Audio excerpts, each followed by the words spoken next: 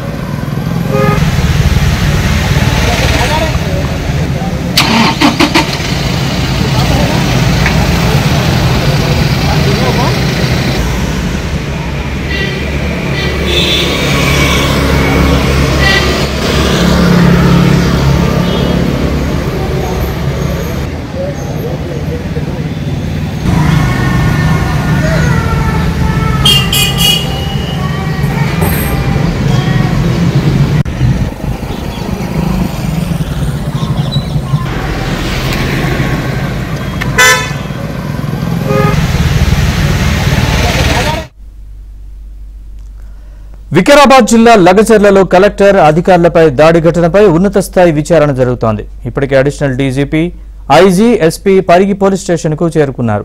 వికారాబాద్ జిల్లా కలెక్టర్పై దాడి ఘటనలో అసలు ఏం జరిగిందన్న విషయంపై అడిషనల్ డీజీపీ మహేష్ భగవత్ ప్రభుత్వానికి నివేదిక ఇవ్వనున్నారు. కలెక్టర్పై దాడి ఘటనలో ఇప్పటికే 3 కేసులు నమోదయ్యాయి. కేసులో నిందితుడిగా ఉన్న పట్నం నరేందర్ రెడ్డి రిమాండ్ రిపోర్టులో మాజీ మంత్రి, బీఆర్ఎస్ వర్కింగ్ ప్రెసిడెంట్ కేటీఆర్ పేరును ప్రస్తావించారు.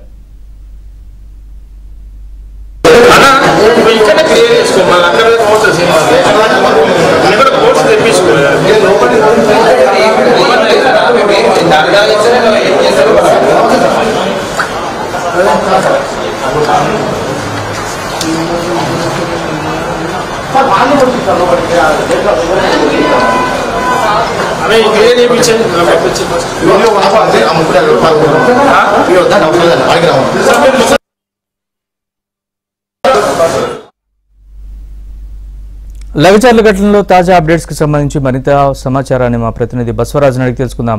బసవరాజ్, చెప్పండి.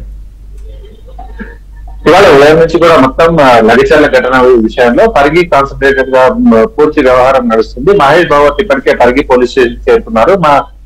పరిగి పోలీస్ స్టేషన్ లో గత సోమవారం రాత్రి ఏదైతే 50 మందిని అదుపులోకి తీస్తున్నారో పరిగి పోలీస్ స్టేషన్ లో ఉంచడం జరిగింది. వీరందరిలో ఇప్పటికే 19 మందిని రిమాండ్ కు తరలించారు. నిన్న కూడా అంటే మాజీ ఎమ్మెల్యేని కూడా అంటే పట్నం నరేందర్ రెడ్డిని కూడా రిమాండ్ కు తరలించారు. అయితే పట్నం నరేందర్ రెడ్డి రిమాండ్ రిపోర్ట్ లో ఖచ్చితంగా ఇక్కడ పట్నం నరేందర్ రెడ్డికి, అదేవిధంగా అక్కడ కీలకంగా ఉండే వ్యక్తి మధ్యలో సంభాషణ 42 సార్లు సంభాషణ జరిగింది. ఈ విషయంలో కేటీఆర్ కూడా 6 సార్లు వీళ్ళిద్దరితో మాట్లాడడం జరిగింది. ఈ నేపథ్యంలో వీరందరి ఫోన్ సంభాషణ కూడా విశ్లేషించేందుకు కోర్టు అనుమతిని పోలీసులు పొందుతున్నారు. అయితే ఈ నేపథ్యంలో కోర్టు అనుమతించిన తర్వాత ఏదైతే పట్నం నరేందర్ రెడ్డి తీసుకున్న ఫోన్ ను కూడా స్వాధీనపరుచుకొని అక్కడ ఫోన్ లో ఉండే సంభాషణలు, అదేవిధంగా ఫోన్ ను విశ్లేషించడం జరుగుతుంది. ఈ విషయంలో పూర్తిగా అంటే ఇప్పటికే ప్రస్తుతం పోలీసుల అదుపులో ఉన్న మిగతా వారితో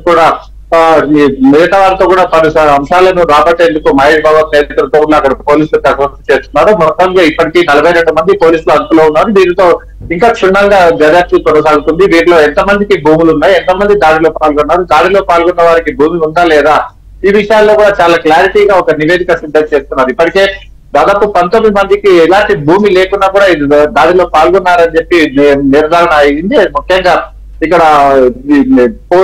భూమికి ఎలాంటి సంబంధం లేదు, లగచర్ల గ్రామానికి సంబంధం లేని వ్యక్తులు కూడా ఇక్కడ దాడిలో పాల్గొన్నట్టు కూడా కొంత అనుమానం వస్తున్న నేపథ్యంలో చాలా క్లియర్ గా ఇట్లాంటి నివేదిక అంటే ఇక్కడ కుట్ర కోణాన్ని పూర్తిగా అంటే సమర్థించే విధంగా ఒక దర్యాప్తు జరుగుతుంది. అయితే కుట్ర ఏదైతే జరిగిందో కుట్రకు సంబంధించిన పూర్తి వివరాలను ఇవాళ రాబట్టేందుకు పూర్తి కసరత్తు చేస్తున్నారు. ముఖ్యంగా ఇక్కడ పట్నం నరేందర్ రెడ్డి కావచ్చు, కేటీఆర్ కావచ్చు, అదేవిధంగా ఇక్కడ ప్రధాన నిందితులు కావచ్చు, దీనిలో ఎంతమందికి అంటే ఇక్కడ కుట్రతో సంబంధం ఉందని తెలిసే పనిలో పోలీసులు పడ్డారని చెప్పవచ్చు. ఇప్పటికే పట్నం నరేందర్ రెడ్డి అయితే పోలీస్ కస్టడీకి తీసుకునేందుకు కూడా యత్నాలు కొనసాగిస్తున్నారు. అయితే పోలీస్ కస్టడీకి తీసుకున్న తర్వాత అక్కడ విచారించే నేపథ్యంలో ఇంకా మరికొన్ని విషయాలు తేలుతాయని చెప్పి పోలీసులు భావిస్తున్న నేపథ్యంలో ఖచ్చితంగా ఇక్కడ పూర్తి ఎత్తున ఇక్కడ మహేష్ బాబు కన్సిడర్ చేశారు. మరోవైపు బీఆర్ఎస్ వాళ్ళు కూడా ఇక్కడ ఆందోళనకు సిద్ధపడుతున్నారు. బీఆర్ఎస్ నాయకులు ఏదైతే బట్టం నరేందర్ రెడ్డి అరెస్ట్ నిరసిస్తూ వాళ్ళ కొడంగల్లో నిరసనల కార్యక్రమాలను అంటే పిలుపునిచ్చిన నేపథ్యంలో కూడా ఇప్పటికి కూడా అంటే ఎలాంటి నిరసన కార్యక్రమాలు చేపట్టినప్పటికీ కూడా బీఆర్ఎస్ కార్యకర్తలు ఏదైతే ఇవాళ కేటీఆర్ కూడా అక్కడికి వస్తారనే అనుమానం మొదలు జరిగింది. అయితే ఇప్పుడు కేటీఆర్ రాకను పురస్కరించుకొని అక్కడ బీఆర్ఎస్ కార్యకర్తలు పెద్ద ఎత్తున నిరసన కార్యక్రమాలు చేపట్టేందుకు సమాయత్తం అవుతున్న నేపథ్యంలో పోలీసులు అరెస్ట్ చేసేందుకు కూడా సిద్ధపడుతున్నారు. మొత్తానికి కొడంగల్ ఒక నీరు తప్పిన నిపులా ఉంది. ప్రస్తుతం అయితే 3 రోజులుగా ఏదైతే నెట్వర్క్ సేవలు నిలిచిపోయాయి ఇవాళ పునరుద్ధరించబడి మొత్తం కొడంగల్ నియోజకవర్గంలో కోస్గి తప్ప మిగతా మండలాలలో నెట్వర్క్ సేవలు మొత్తం పునరుద్ధరించారు. అయితే కోస్గిలో మొదటి నుంచి కూడా ఎలాంటి ఆంక్షలు లేనప్పటికీ మొత్తానికి ఇప్పుడు లగచర్ల గ్రామంలో కావచ్చు, అదేవిధంగా పోలేపల్లి కావచ్చు, హక్కింపేట 3 గ్రామాలను కన్సిడర్ చేస్తూ పోలీసులు తనిఖీలను ముమ్మరం చేశారు. ఎటువంటి అవాంఛనీయ సంఘటనలు చోటు చేసుకోకుండా జాగ్రత్త పరుస్తున్నారు. మరోవైపు ప్రభుత్వం నుంచి కూడా ఇక్కడ చాలా క్లియర్ గా అంటే నిన్న ఇక్కడ తిరుపతి రెడ్డి కాంగ్రెస్ ఇన్ఛార్జ్ తిరుపతి రెడ్డి అక్కడ పర్యటించారు. లగిచర్ల గ్రామాన్ని కూడా సందర్శించారు. అక్కడ రైతులకు ఒక భరోసాను కల్పించేందుకు ప్రయత్నం చేశారు. రైతులు నొప్పించి మెప్పించి ఇక్కడ రైతులకు ఏదైతే 50 సంవత్సరాలుగా వెనుకబడ్డ ప్రాంతంగా ఉండే కొడంగల్ అన్ని విధాలుగా అభివృద్ధి పదంలోకి తీసుకొచ్చేందుకు కృషి చేస్తున్న నేపథ్యంలో ఏదైతే కంపెన్సేషన్ విషయంలో కావాలి లేకపోతే ఏదైతే వేరే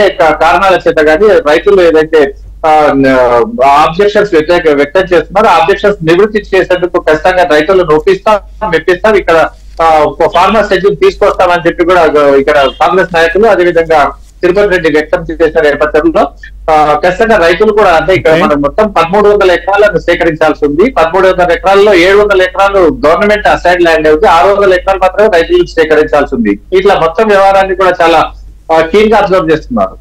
right, thanks for the update Basavaraj.